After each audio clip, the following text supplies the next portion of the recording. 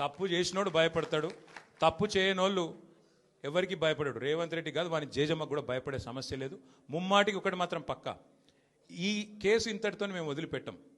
నా క్యారెక్టర్ అసాసినేషన్కి బాధ్యులైన రేవంత్ రెడ్డిని ఆయన తొత్తులుగా పనిచేస్తున్న పోలీసులు కొంతమంది, అందరినీ కాదు, కొంతమంది పోలీసులు ఎవరైతున్నారో ఆయన తొత్తులుగా, ఆయన అడుగులకు మడుగులతో పనిచేస్తున్నారో వాళ్ళని నేను కూడా వదిలిపెట్టను. ఎందుకు వదిలిపెట్టను?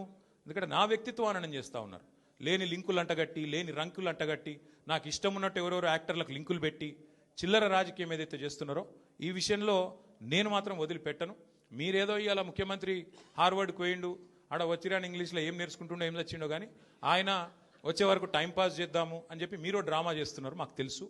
ధారావాహికలాగా నడుపుతా ఉన్నారు, మాకేం ఇబ్బంది లేదు. మీరు ఎన్నిసార్లు పిలిచినా వస్తాం, ఎందుకంటే చట్టాన్ని గౌరవించే పౌరులం, తప్పకుండా వస్తాం. మేము తప్పు చేయలేదన్న మాటనే చెప్తాము.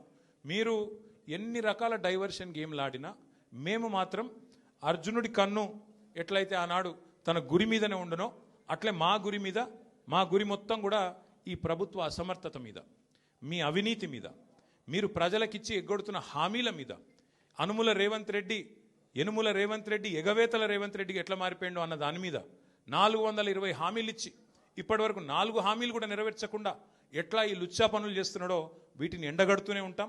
100% వదిలిపెట్టకుండా ప్రాణం పోయేదాకా పోరాడుతూనే ఉంటాం.